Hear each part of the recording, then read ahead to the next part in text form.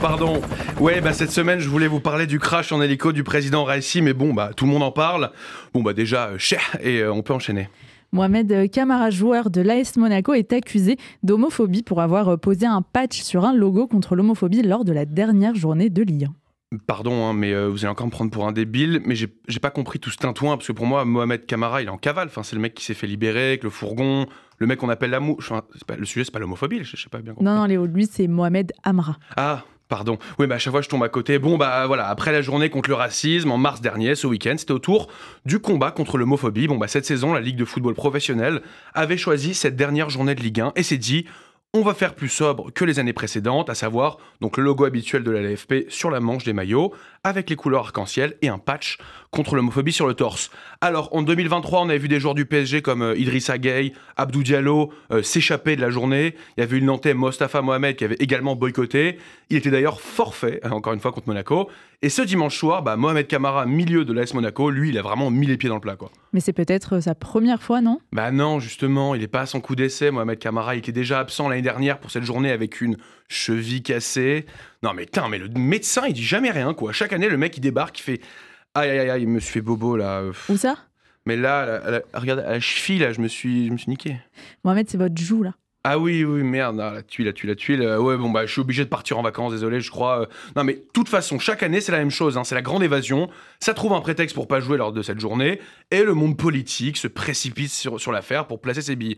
Bon, par contre, quand tu mets un gros sticker noir sur le logo... là, il n'y a pas plus clair comme message. On sait que tu passes pas tes vacances en Grèce.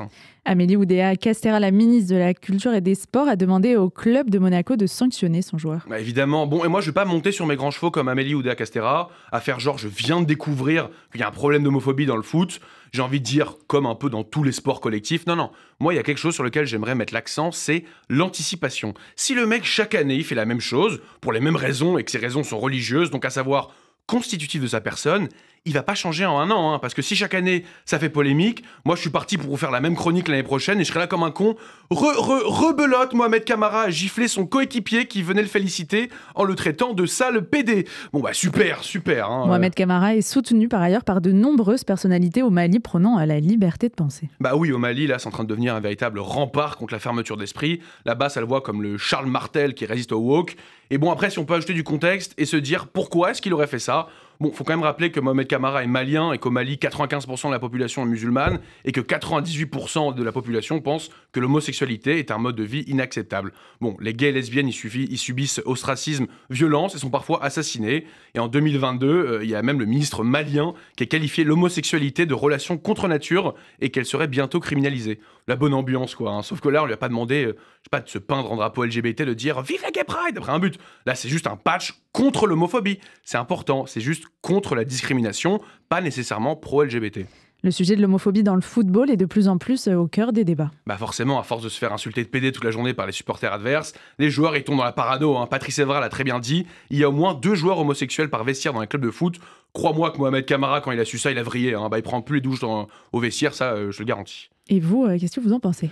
En regardant sa bio, je me suis rendu compte qu'on avait quasiment le même âge. J'en parlais à ma mère qui me disait « Oui, homophobie, mais lui au moins il prend 100 cas par mois. » J'ai trouvé l'argument super limite, maman vraiment par fou. Et forcément, je me suis mis à sa place. Alors à la fois, moi j'essaie d'être conciliant et de me dire que c'est quand même très différent des coutumes de son pays natal. Mais quand tu prends 100 000 balles par mois et que tu vis à Monaco... peut-être tu peux faire un tout petit effort d'intégration. Moi, si j'allais au Mali avec un t-shirt de Freddie Mercury, je suis pas sûr qu'il y aurait un débat autour du fait que ce soit correct ou pas. Il y aurait juste pas de débat du tout. Et on est dans un état quand même où toute forme de discrimination est pénalement répréhensible. Et on est dans un état où il n'y a pas de hiérarchie entre les discriminations. Elles se valent toutes. Donc en France, j'y bien en France, tu peux pas demander aux gens de lutter contre le racisme quand tu luttes toi-même contre l'homophobie. C'est pas cohérent. Jimmy Briand, ancien footballeur et consultant primé, a défendu le joueur en parlant de respect des convictions. Je crois qu'on dit prime, mais là on est loin de l'avocat de l'année.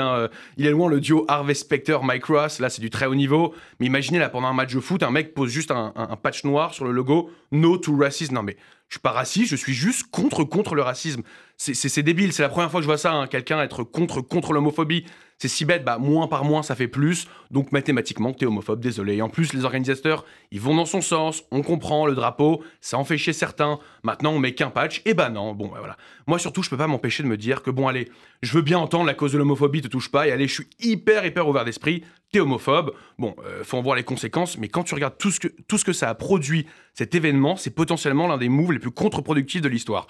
Et c'est con, parce qu'au final, ça fait l'effet inverse, on dirait Poupette Kenza qui appelle au boycott des juifs et qui au final en fait un symbole contre l'antisémitisme. Donc toute publicité est même mauvaise et bonne à prendre, c'est pas moi qui le dis, c'est Andy Warhol. Et le plus drôle dans tout ça, c'est qu'au final, l'argent de son amende, elle sera forcément reversée à une asso LGBT, et ça c'est très drôle. J'habite seul avec maman, dans un très vieil appartement, rue Sarrazin.